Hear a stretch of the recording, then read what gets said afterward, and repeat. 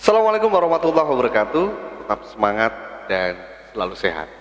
Oke sobat, kita masih berbicara tentang komunikasi krisis dan di era media sosial atau media baru, yang mana selalu kita sampaikan bahwa media sosial ini menjadi penguat bagi kita. Tetapi di sisi lain juga bisa menyebabkan krisis selanjutan apabila kita tidak bisa mengantisipasi atau menggunakannya dengan baik. Seperti pisau, apabila kita menggunakannya untuk hal yang positif, kita bisa memanfaatkan dengan baik senjata ini, tentu bisa membantu kita tentang banyak hal.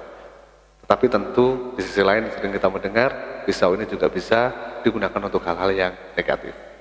Nah, media sosial juga begitu teman-teman. Saya kira menjadi tantangan bagi PR untuk menguasai media sosial dengan baik.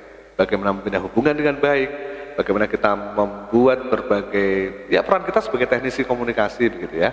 Ingatkan 4 peran PR, salah satunya adalah teknisi komunikasi. Bagaimana kita bisa membuat konten-konten yang menarik, yang bisa membuat teman-teman atau publik kita ini melirik begitu ya, atau bahkan terpaku dengan konten yang kita punya. Nah, sobat, berbicara tentang media sosial, di beberapa uploadan yang lalu kita telah berbicara tentang contoh-contoh kasus gitu ya, penanganan krisis melalui media sosial, atau bahkan media sosial ini bisa menyebabkan krisis. Kemudian seperti apa hal-hal yang harus kita lakukan. Ingat 3 hal itu jangan dilupakan: cepat, konsisten, dan terbuka. Klarifikasi selalu dilakukan setiap saat kepada publik kita, utamanya di media sosial.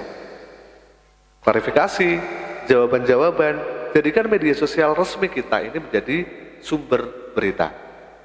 Nah, berbicara tentang tahapan krisis ada 3 tahap. 1 pre-krisis, kemudian krisis, dan ada after krisis. Nah, tentu kita bisa melakukan berbagai hal gitu ya, membina hubungan baik, meningkatkan citra, ini bukan hanya masa-masa krisis, tapi sebelumnya kita harus terus melakukan hal ini. Termasuk mengantisipasi apabila ada krisis terjadi. Krisis bisa terjadi dan menimpa siapa saja. Garuda Indonesia menjadi contoh yang menarik. Garuda Indonesia tentu menyadari bahwa sewaktu-waktu krisis ini bisa terjadi pada saat pesawat jatuh misalnya. Tentu kita tidak mengharapkan hal itu terjadi. Tetapi potensi resiko ini ada. Termasuk di perusahaan, organisasi teman-teman. Pasti ada potensi resiko yang ada di sana.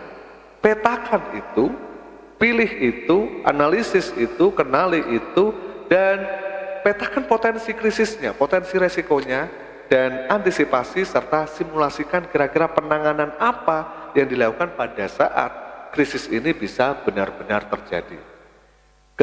Garuda Indonesia menjadi salah satu contoh yang menggunakan, salah satunya adalah template statement dan juga dark website. Ya, template statement ini statement-statement yang tentunya nanti bisa digunakan, statement-statement dari pihak organisasi, begitu ya, pihak perusahaan, yang nanti bisa ditayangkan pada saat terjadi krisis. Berbagai hal template statement ini bisa disiapkan.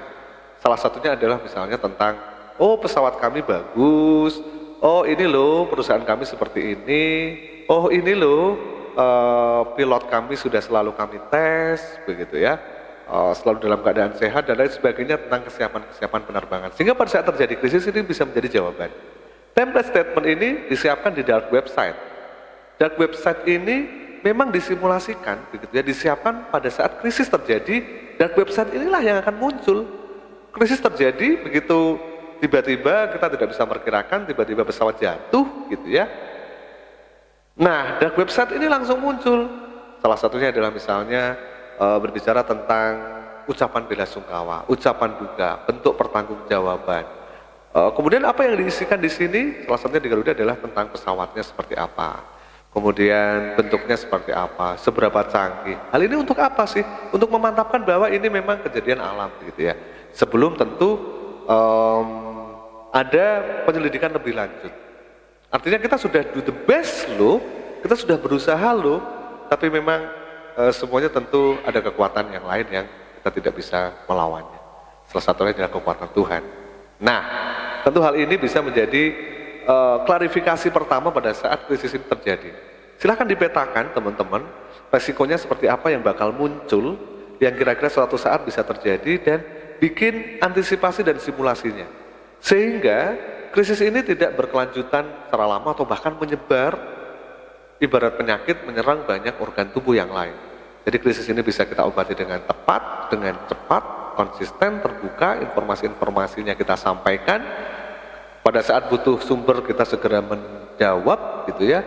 Simulasikan berbagai hal terkait krisis ini apabila terjadi. Misalnya, bila ada kecelakaan pasti bakal ada korban. Saat korban ini pasti butuh psikolog ini pasti butuh kecepatan berita, gitu ya. Ada keluarga, gitu, ada dan lain sebagainya, ini diantisipasi resiko-resiko ini. Nah, ini bakal memudahkan teman-teman saat menghadapi krisis. Oke, berbagai hal bisa dipilih, yang pasti petakan dan analisis krisis dengan baik. Terima kasih. Assalamualaikum warahmatullahi wabarakatuh. Terus semangat.